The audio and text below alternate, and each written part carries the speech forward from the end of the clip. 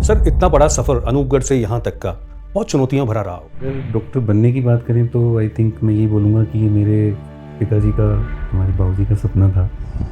Cardiac problems को देखते हैं तो क्या चैलेंजेस आते हैं और हम उनको किस तरीके से निपटा सकते हैं, उन चैलेंजेस से कैसे बाहर। सबसे बड़ा चैलेंज अगर मैं मानता हूँ कार्डियक केयर में तो वो अवेलेबिलिटी का, फैसिलिटीज़ का नहीं है, क्योंकि उनको हार्ट की प्रॉब्लम हो रही है तो वो जल्दी से डॉक्टर के पास जाते ही नहीं जितने है। भी होते हैं क्योंकि यूथ, वो कार्डियक प्रॉब्लम से घिर रहे हैं और बहुत फ्रिक्वेंटली उनके साथ ये एपिसोड्स हो रहे हैं। तो उसके सबसे बड़ा कारण तो अभी भी वही है जो कन्वेंशनल था हमारी लाइफस्टाइल, यही मेन कारण है। पहले भी था, आज भी है, पर ये ज़्यादा प्रेवलेंट होता जा रहा है। दूसरी बात, ऐसी घटना या ऐसा अनुभव आप हमसे शेयर करना चाहेंगे जो कि मतलब यादगार हो। मैं आपको 2 इंसिडेंट सुनाता हूँ, दोनों ही अपने आप में मज़ेदार हैं। एक बार मैं तो उसने मुझे बताया कि हमारे गांव के तो लगभग हर घर में आपके किसी न किसी का स्टेंट लग गया है, तो वो रूट्स उस लेवल तक अपने एरिया में। तो सर, संगीत के क्षेत्र में भी आप उतने ही पॉपुलर हो जितने कि कार्डियोलॉजी में।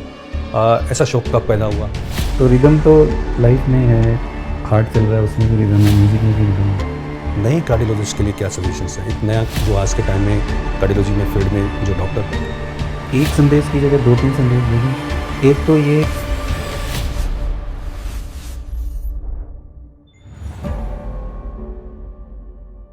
दोस्तों, मेडिकल बज़ के एक नए एपिसोड में एक नई शख्सियत के साथ हम आपके सामने उपस्थित हैं। कला की बात करें, मानवीय संवेदनाओं की बात करें या कार्डियोलॉजी की बात करें, एक संगम जो कि जाना जाता है डॉक्टर जितेंद्र मक्कड़ साहब के नाम से। हार्दिक स्वागत है सर आपका। Thank you sir, thank you so much. Sir, आपका जो सफ़र है एक बहुत छोटे टाउन में स्टार्ट हुआ एंड उसके बाद में आप जयपुर तक इतनी बड़ी शख्सियत के रूप में उभर कर आए। तो सर, क्या आपकी जीवन यात्रा के बारे में हम कुछ जान सकते हैं? कोई बचपन की ऐसी यादें?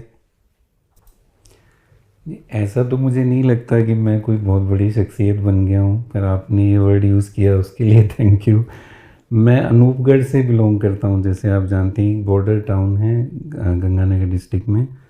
तो वहीं पे मैंने 8वीं क्लास तक पढ़ाई की, फिर उसके बाद गंगानगर शिफ्ट हो गए हम डीएवी स्कूल में, फिर खालसा कॉलेज में और फिर पीएमटी की तैयारी की। तो अगर डॉक्टर बनने की बात करें तो आई थिंक मैं ये बोलूँगा कि ये मेरे पिताजी का, हमारे बाबूजी का सपना था, more than my own will. और मुझे भी फिर जैसे जैसे मैंने बायोलॉजी की पढ़ाई की मुझे भी अच्छा लगने लगा। आई एम वेरी हैप्पी, मुझे लगता है मैं डॉक्टर बनने के लिए ही बना था और मैं डॉक्टर बन गया। पर it is mainly because of vision of my father. वो डॉक्टर बनाना ही चाहते थे और उन्होंने बनाया।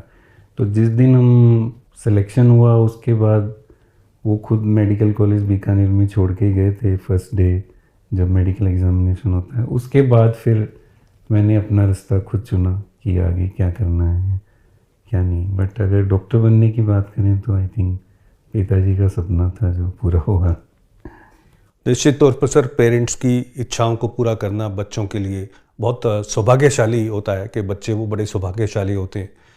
सर, इतना बड़ा सफ़र अनूपगढ़ से यहाँ तक का बहुत चुनौतियाँ भरा रहा होगा, तो कैसे चैलेंजेस आए और कैसे फेस किए गए? चैलेंजेस तो जैसे ऐसे कोई ठीक ठाक ही रही मेरी जो जर्नी थी, ऐसा कोई मेजर चैलेंजेस नहीं आए। पर हाँ, जैसे फील्ड चूज़ करना जो होता है कई बार बड़े दुविधा का मैटर होता है, डिलीमा होती है कि क्या करना चाहिए, सर्जन बनना चाहिए, फिजिशियन बनना चाहिए। तो एक कुछ कार्डियोलॉजिस्ट में एमबीबीएस फाइनल तक आते आते मेरे दिमाग में आ गया था कि कार्डियोलॉजिस्ट बनना है। फिर उसके बाद इसीलिए मैंने मेडिसिन चूज़ करी। पर उस वक्त डीएम की सीटें बहुत कम होती थी। पीजीआई चंडीगढ़ में 2 सीटें, एम्स में 4 सीटें, जयपुर में 2 सीटें। तो एमडी करने के बाद जगह जगह एग्ज़ाम दिए तो कहीं पे वेटिंग में रह जाता था, कहीं कुछ। तो फिर मैंने जो है एमडी के बाद बिना कोई सैलरी लिए मैंने सीनियर रेजिडेंसी करी एसएमएस में। वो आई थिंक सबसे बड़ा संघर्ष का दौर था, क्योंकि उस वक्त मेरी जो वाइफ हैं डॉक्टर मनमीत, वो एमडी कर रही थी। तो एक जने के स्टाइपेंड से हम दोनों गुजारा करते थे और वो गर्ल्स हॉस्टल में रहती थी, मैं बॉयज़ हॉस्टल में रहता था। तो इस तरह से समय हमने पास किया। वो एक स्ट्रगलिंग पीरियड था। फिर उसके बाद डीएम में सिलेक्शन हुआ तो उसमें भी कुछ एग्ज़ाम के टाइम में कुछ हो गया था विवाद, वो धीरे धीरे वो सुलझा। उसके बाद फिर ये प्रेशर था कि अब डीएम कार्डियोलॉजिस्ट तो राजस्थान में बहुत कम थे कि फटाफट प्रैक्टिस शुरू करी जाए। बहुत बड़े बड़े ऑफ़र आने लगे पंजाब से, हरियाणा से, राजस्थान से। पर मैंने डिसाइड किया कि कुछ ऐसा करेंगे जो अभी तक नहीं हो रहा हमारे स्टेट में। तो इसलिए मैं दिल्ली गया इलेक्ट्रोफिजियोलॉजी सीखने के लिए। उस समय ईपी बिल्कुल नई बडिंग ब्रांच थी, कोई इस तरफ ज़्यादा जाता नहीं था। सभी लोग, इंटरवेंशन भी नया ही था। अगर मैं 2003 की बात करूं तो इंटरवेंशन भी 90s में ही स्टार्ट हुआ। पर मेरे को ईपी सीखनी थी तो मैं एस्कॉर्ट में डॉक्टर क्लेयर का हाथ पकड़ा मैंने, तो उन्होंने फिर ईपी में मुझे ट्रेन किया। फिर मैं बीच में साउथ कोरिया रहा ईपी की ट्रेनिंग के लिए, यूएसए में भी ऑब्जर्वरशिप करी। तो पर जो मेन मेरा ईपी की लर्निंग है वो डॉक्टर क्लेयर, डॉक्टर सक्सेना के साथ ही हुई है स्कॉट आर्ट में। फिर ये था कि दिल्ली में कंटिन्यू करें या जयपुर में आएँ। तो वहाँ पे फिर एक बहुत बड़ी डिलीमा थी जिसमें हमारा कंबाइंड डिसीजन रहा मेरा और मेरी वाइफ का कि हम अपने नेटिव प्लेस पे जयपुर जहाँ से पढ़ाई की है वहीं जाएंगे। और यहाँ पे इलेक्ट्रोफिजियोलॉजी थी नहीं, तो फिर हमने एज ए फर्स्ट इलेक्ट्रोफिजियोलॉजिस्ट मैंने यहाँ प्रैक्टिस स्टार्ट करी। तो उसके बाद फिर ईश्वर की कृपा आएगी। और मुझे लगता है सैकड़ों हज़ारों पेशेंट्स के लिए बड़ा वरदान रहा आपका आना। सर, एक बीइंग ए कार्डियोलॉजिस्ट, आपका जो अपन लोग देखते हैं छोटे कस्बों में, शहरों के अंदर कार्डिक प्रॉब्लम्स को देखते हैं, तो क्या चैलेंजेस आते हैं और हम उनको किस तरीके से निपटा सकते हैं? उन चैलेंजेस से कैसे बाहर आ सकते हैं? चैलेंजेस, देखिए सबसे बड़ा चैलेंज अगर मैं मानता हूँ कार्डियक केयर में तो वो अवेलेबिलिटी का, फैसिलिटीज़ का नहीं है। अगर आप देखेंगे तो अभी आपके सामने है कि जयपुर से कैथ लैब, फिर सीकर, गंगानगर जैसी जगह, बीकानेर आई, फिर अब और भी टीयर 3 सिटीज़ में भी जा रही है। तो अवेलेबिलिटी है। सबसे बड़ी बात है अवेयरनेस की। सबसे बड़ा चैलेंज अवेयरनेस है। पता ही नहीं लगता लोगों को कि उनको हार्ट की प्रॉब्लम हो रही है और वो जल्दी से डॉक्टर के पास जाते ही नहीं हैं क्योंकि अवेयरनेस की कमी है। वो एक बड़ा चैलेंज है। आई थिंक हमें लोगों को बताना होगा कि किस तरह के लक्षणों पे हम लापरवाही नहीं करें और किस तरह से हम ध्यान रखें, अपना रेगुलर चेकअप्स कराते रहें। वो सारी चीज़ें, वो बड़ा चैलेंज है क्योंकि अगर हॉस्पिटल पहुंचने के बाद तो मुझे लगता है कि अगर बिल्कुल रूरल एरिया को छोड़ दिया जाए तो अगर राजस्थान की बात करें तो हम बड़े, I think we are fortunate कि 100 किलोमीटर्स पे तो कैथ लैब मिल ही जाती है आपको। तो you have to drive 2 to 3 hours max to reach to a cardiac centre, which is good. But problem वही है कि सरकारी हॉस्पिटल्स में भी और प्राइवेट हॉस्पिटल में भी थोड़ा सा जो स्किल को और उसको भी अपग्रेड करने की, फैसिलिटीज़ को अपग्रेड करने की ज़रूरत है। फिर भी मैं मानता हूँ कि we have reasonable facilities even at smaller places in our state. बहुत अच्छा सर, एक बड़ा क्वेश्चन इन दिनों के अंदर आ रहा है। यंग जो जितने भी होते हैं यूथ, वो कार्डिक प्रॉब्लम से घिर रहे हैं और बहुत फ्रिक्वेंटली उनके साथ ये एपिसोड्स हो रहे हैं। उसके बारे में कोई ऐसी चीज़ बताना चाहेंगे जो कि वास्तव में एक ऐसा कारण हो जिससे कि हम बचाव कर पाएँ? आई थिंक सबसे बड़ा कारण तो अभी भी वही है जो कन्वेंशनल था, हमारी लाइफस्टाइल। जो सीडेंटरी लाइफस्टाइल है जिसमें एक्सरसाइज नहीं है, स्पोर्ट्स नहीं है, फास्ट फूड है, स्मोकिंग है, अल्कोहल है, बैठे रहना है, टीवी देखना है, मोबाइल देख यूज़ करना है, यही मेन कारण है। पहले भी था, आज भी है, पर ये ज़्यादा प्रिवलेंट होता जा रहा है। दूसरी बात, हार्ट अटैक्स पहले भी होते थे, बट आई थिंक ये सोशल मीडिया के दौर में जो उसका सर्कुलेशन इतना फास्ट होता है कि हमें लगता है इंसिडेंस बहुत बढ़ गया है। इंसिडेंस पहले भी था, कोविड को एक रीज़न माना जा रहा है, तो वो मैं समझता हूँ काफ़ी हद तक वो भी एक फैक्टर है। हालांकि कोई ऐसी प्रूविंग स्टडी मैं कोट नहीं कर सकता जिसके बेसिस पे मैं ये बोलूँ, बट कोविड के बाद डेफिनेटली इंसिडेंस बढ़ा है कोरोनरी आर्टरी डिजीज़ का। यंगर पेशेंट में बढ़ा है क्योंकि थक्का जमने की टेंडेंसी जो होती है, थ्रोम्बोजेनिसिटी, वो बढ़ी है यूथ में। तो यूथ को भी जो अवेयर रहना है और पहले से प्रिवेंटिव मेथड्स लेने हैं, उसमें लाइफस्टाइल जो है वो सबसे इम्पोर्टेंट चीज़ है। फिर जो जेनेटिक फैक्टर्स हैं उनको अर्ली आइडेंटिफाई करना। अगर फैमिली हिस्ट्री, अभी जेनेटिक स्टडी तो हम लार्जर लेवल पे एप्लीकेबल नहीं कर सकते, पर अगर फैमिली हिस्ट्री है इंडिविजुअल की तो टाइमली चेकअप करा के वो उस तरह से प्रिवेंशन किया जा सकता है। सर, आप अनूपगढ़ और गंगानगर के पेशेंट्स आपके पास बहुत आते हैं और बरसों से उनका आना आपके पास चल रहा है, चाहे आप दिल्ली थे, जयपुर थे। कोई ऐसी घटना या ऐसा अनुभव आप हमसे शेयर करना चाहेंगे जो कि मतलब यादगार हो, मेमोरेबल हो? एक बार मैं आपको 2 इंसिडेंट सुनाता हूँ, दोनों ही अपने आप में मज़ेदार हैं। एक बार मैं जा रहा था पदमपुर और गंगानगर के बीच में, मैं ड्राइव कर रहा था खुद। तो मैं वहाँ पे 2 मिनट मैंने ब्रेक लिया, तो वहाँ पे कोई बस की वेट कर रहा था, तो वो पहचान गया इतने रूरल एरिया में कि सर आप तो नहीं साढ़े घर चलो, चाय पी के जाना, तुसी मेरे फादर दे स्टैंड लगाया। तो उसने मुझे बताया कि हमारे गांव के तो लगभग हर घर में आपके किसी ना किसी का स्टैंड लग गया है। तो वो रूट्स उस लेवल तक अपने एरिया में तो हो गई हैं कि हर घर में, हर गांव में। तो मुझे बड़ा अच्छा लगता है जब कोई रैंडमली ऐसे पहचान लेता है। एक बार यहाँ पे जो जयपुर में मेरे पास आए, मेरे फादर की एज के थे, उनको जानते थे।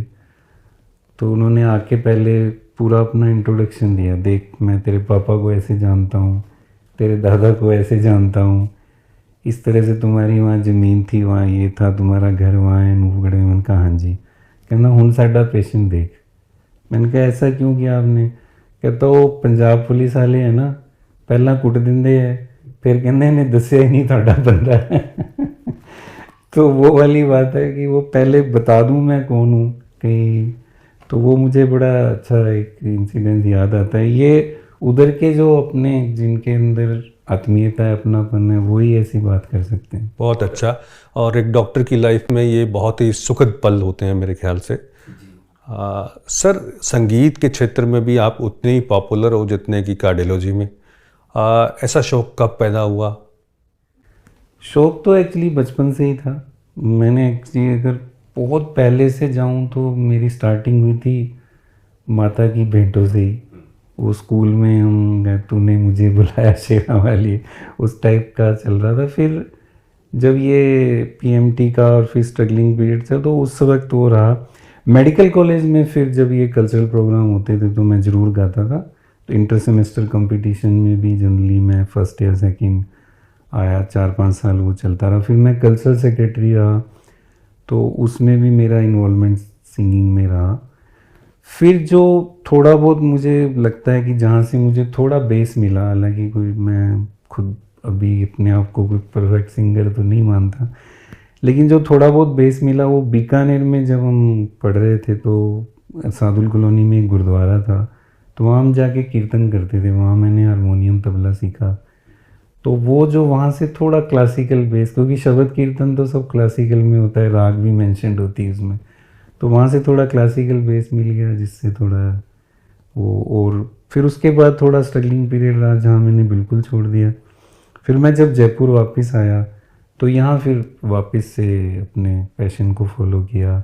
फिर स्टेज शोज़ हुए, अपने प्रोग्राम हुए, वॉइस ऑफ डॉक्टर्स भी हम कराते हैं जो एक ग्लोबल कंपटीशन है। तो इस तरह से फिर वो जर्नी चली आ रही है।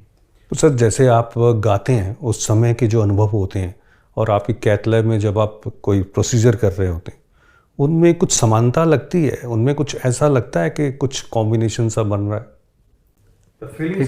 देखो मैं एज ए डॉक्टर भी मैं रिदम का ही काम करता हूँ ना, आपको पता है मैं कार्डियक इलेक्ट्रोफिजियोलॉजिस्ट हूँ मेनली। तो रिदम तो लाइफ में है, हार्ट चल रहा है उसमें भी रिदम है, म्यूज़िक में भी रिदम है। तो जो रिदम को समझता है वो रिदम को एंजॉय करता है। अब मैं पेसमेकर लगा रहा था एक दिन, पेसमेकर में एनेस्थीसिया नहीं देते, हम लोकल एनेस्थीसिया देते हैं। तो वो पेशेंट ने मेरे गाने सुने हुए थे, तो वो जब मैं टांके लगा रहा था तो बोला सर टांके लगा रहे हो, अब तो हो गया, गाना ही सुना दो। तो अच्छा लगता है कि आप जो आपके पेशेंट हैं वो दोनों तरह से रिलेट करते हैं, गाने को लेके भी और इलाज को लेके भी। और दोनों मेरे पैशन रहे हैं, कार्डियोलॉजी मेरा पैशन है, संगीत मेरा पैशन है। दोनों को मैं प्रॉपरली थोरली एंजॉय करता हूँ। कोई पसंदीदा गाना और एक बोल अगर सुना दो तो हमारे मेडिकल बज के जितने दर्शक हैं वो बहुत एंजॉय करेंगे। पसंदीदा गाने तो मेरे बहुत सारे हैं। मैं रफ़ी साहब से लेके सोनू निगम जी के गाने, कुमार सानू के भी काफ़ी गाता हूँ।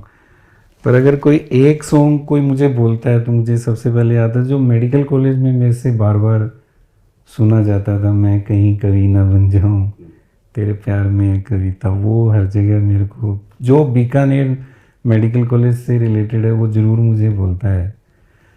तो अभी तो मैं सुबह से कैथ लैब में लगातार केसेस कर रहा हूँ अभी, तो मैं 2 लाइन आपको। बहुत अच्छा, आपकी सिलेक्शन सॉन्ग्स की भी हम हमेशा देखते हैं, बहुत अच्छी रहती है। सर, जो हेल्थ केयर के अंदर अभी चेंजेस हो रहे हैं, आप ये देखें तो कार्डियोलॉजी को नेक्स्ट 10 इयर्स के अंदर आप क्या सोचते हैं? Cardiology Indian health care system में कार्डियक पेशेंट्स को क्या एडवांटेजेस मिलने वाले हैं? किस तरह की टेक्नोलॉजी आने वाली है? ये एक बहुत बड़ा रेवोल्यूशन है। जैसे मैं जब स्टूडेंट था तो आप मान के चलिए कि कोई टेक्नोलॉजी अगर अमेरिका में अवेलेबल है तो इंडिया में उसमें 15 to 20 इयर्स का गैप रहता था।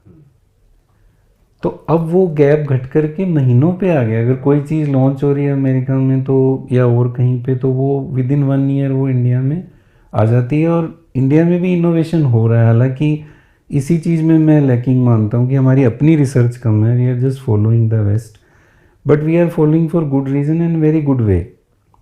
तो वो जो गैप है वो कम होता जा रहा है। तो अभी हम ऑलमोस्ट एट पार हैं with the west as far as treatment is concern. और 10 ईयर्स में जो मैं देख पा रहा हूँ वो ये है कि इंडिया की अपनी कंपनियाँ जो है इंटरवेंशन में और डिवाइस के फील्ड में उतरेंगी।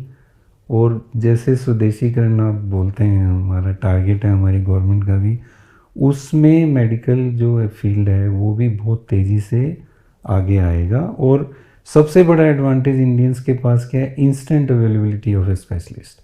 आज की डेट में अगर कनाडा, इंग्लैंड, अमेरिका में अगर आप गवर्नमेंट के चैनल से अगर कोई अपॉइंटमेंट चाहते हैं तो 6 मंथ से 1 ईयर की वेटिंग हो सकती है, जो कि इंडिया में 6 आवर्स से 12 आवर्स की भी नहीं होती। तो I think that is a major difference. And जिस तरह से सीट्स बढ़ रही हैं तो अवेलेबिलिटी और जो हेल्थ केयर है it is going to improve only. मैं नेगेटिव नहीं सोचता। थोड़ा सा जो नॉलेज और स्किल लेवल है वो मेंटेन्ड रहे, उसके लिए थोड़ा सा जो फैकल्टी है उसको गवर्नमेंट को एक कंबाइंड एक्शन लेना। ऐसा नहीं हो कि हम क्वांटिटी के चक्कर में क्वालिटी अपनी रिड्यूस कर दें। वो थोड़ा सा कहीं ना कहीं कंसर्न है। But health care in India is very exciting day, it has very exciting days to come. Next 10 years के अंदर मेडिकल टूरिज्म पे बहुत भरोसा कर सकते हैं कि बढ़ेगा? ऑलरेडी काफ़ी मतलब अच्छा चल रहा है इंडिया में मेडिकल टूरिज़्म। और हमारा जो 1/10 प्राइस पे हम लोग बेटर फैसिलिटीज़ दे रहे हैं, तो still there are lot of I mean option to explore in medical tourism. जैसे जैसे और बड़े सेंटर्स खुलेंगे, कॉरपोरेट के और सेंटर्स खुलेंगे, मेडिकल टूरिज़्म डेफिनेटली बढ़ेगा। बिल्कुल ठीक है सर, एक पर्सनल क्वेश्चन, आपकी फैमिली का इस संगीत में और आपके कार्डियोलॉजी के क्षेत्र में उनका क्या योगदान रहता है? आपके लिए क्या सहयोग रहता है? फैमिली के बिना तो देखिए कुछ भी काम नहीं रह पाता। अगर मैं यहाँ पे 10 से 12 घंटे लगाता हूँ तो कहीं ना कहीं फैमिली उसके लिए सेक्रीफाइस तो करती है। चाहे मेरी बेटी हो, चाहे मेरी वाइफ हो, सेक्रीफाइस तो उनका उसके बैकग्राउंड में रहता ही रहता है। और सिंगिंग में तो they have to maybe suffer additionally in terms of time which I mean I give to singing during the weekends और हॉलीडेज़। तो वहाँ पे भी एक सेक्रीफाइस रहता है। तो सपोर्ट हर तरह से रहती है and they always support me for my cultural activities, whether it is a stage show और some family event, whatever, they always support me and they encourage me. And my daughter, elder daughter, is a very good singer, and my younger daughter is a very good dancer. Both are qualified. I am not qualified singer, but she is a qualified classical singer. A younger one is a qualified classical dancer. So they also, my wife is also a very good dancer. So they always support me in cultural activities. Sir, आपके अंदर इतना अच्छा human touch, कला और संगीत और cardiology, नए cardiologist के लिए क्या सजेशंस हैं? एक नया जो आज के टाइम में कार्डियोलॉजी में फील्ड में जो डॉक्टर बन के आ रहा है। एक संदेश की जगह 2-3 संदेश दे दूं। एक तो ये है कि जल्दी नहीं करें प्रैक्टिस में उतरने की। डिग्री आपको बहुत इनिशियल सिखाती है, एक्सपीरियंस आपको बहुत कुछ सिखाता है। तो मैं मानता हूँ कि डिग्री ऑब्टेन करने के बाद आपको किसी अच्छे हाई वॉल्यूम सेंटर पे एक्सपीरियंस लेना चाहिए, जम के एक्सपीरियंस लेना चाहिए। मतलब अगर आप कुश्ती करने अखाड़े में उतरे हो तो फिर बॉडी पहले बना के आनी है। और अगर ये सिर्फ जीतने की बात नहीं है कुश्ती, ये ह्यूमैनिटी सर्विस की बात है। तो सर्विस भी आप तभी दे पाओगे जब आप फुल्ली ट्रेंड होंगे। एक तो ये मेरा नए कार्डियोलॉजिस्ट को ये मैसेज है कि पैसा कमाने की जल्दी में आप एक बार प्रैक्टिस में उतर गए तो आप वापस से ट्रेनिंग में नहीं आ सकते। Complete your training whatever you want to get trained in and then go to practice. Second, ethical practice. Money always follows. अगर मेरे 25 साल के कैरियर में कोई ये नहीं बोल सकता कि हमें गलत सलाह दे दी गई डॉक्टर मक्कड़ के द्वारा या गलत स्टेंट डाल दिया, पेसमेकर डाल दिया जो नहीं डलना चाहिए था, तो मैं उसको सबसे बड़ा अचीवमेंट अपना मानता हूँ आज की डेट में। और यही मैं मैसेज देना चाहता हूँ कि ethical practice is what everything follows, your fame, your number of patients, money, what ever you earn, and even you earn respect, lot of respect in society, in your family, if you practice ethical. So these two messages I clearly want to give to my younger colleagues, because I am very passionate and very much worried about also about the malpractices and unethical practice. हर तालाब में कुछ मछलियाँ ही गंदी होती हैं, पर वो तालाब गंदा कहलाने लग जाता है। नोबेल प्रोफेशन को नोबेल की तरह रखेंगे तो हम, मुझे लगता है कि हम हमारी सोसाइटी को और डॉक्टर्स को भी एक अच्छा आयाम स्थापित कर पाएंगे। बिल्कुल, ये हमारा ब्रेड एंड बटर है, इसी से हमने अपनी रोजी रोटी अर्न करनी है, but that should be in a very ethical manner. उसकी कोई जल्दबाजी नहीं होनी चाहिए। आपके पास धीरे धीरे अपने आप वो आपका बेस पेशेंट्स का बन जाता है, हो जाता है सब कुछ। सर, आपने ना काफ़ी चीज़ें बताई जो बड़ी यूज़फुल थी, जिसमें 10 ईयर्स के नेक्स्ट 10 ईयर्स में आपने बताया कि मेडिकल प्रैक्टिस में बहुत कुछ अच्छा होने वाला है और अभी भी अच्छा चल रहा है। कुछ ऐसा भी है जो चैलेंजेस आएंगे नेक्स्ट 10 ईयर्स के अंदर? चैलेंजेस वही आएंगे कि जिस तरह से जो डॉक्टर्स की सीट्स बढ़ रही हैं उसी से आई थिंक अनएम्प्लॉयमेंट जो है वो इधर भी एंट्री कर जाएगा जो पहले नहीं था, है ना। तो ये एक है। दूसरा ये है कि जो इंश्योरेंस सेक्टर है और जो पॉलिसीज़ हैं गवर्नमेंट की, वो टफ टाइम दे सकती हैं आने वाले टाइम में। तो उसको किस तरह से ठीक से इम्प्लीमेंट किया जाए जिससे वो लॉन्ग सस्टेन्ड रहें और पब्लिक उसका फ़ायदा लेती रहे, ये चैलेंजेस मुझे लगते हैं कि आने वाले टाइम में आ सकते हैं। दोस्तों, मेडिकल बज का सफ़र जारी है। आज इसी क्रम में हम एक ऐसी शख्सियत जिनमें कला है, जिनमें संगीत है, जो कि कार्डियोलॉजिस्ट, बहुत फेमस कार्डियोलॉजिस्ट हैं नॉर्थ इंडिया के, डॉक्टर जितेंद्र मक्कड़ साहब से मिलना हुआ। अगले एपिसोड में फिर आपसे मिलेंगे। Thank you.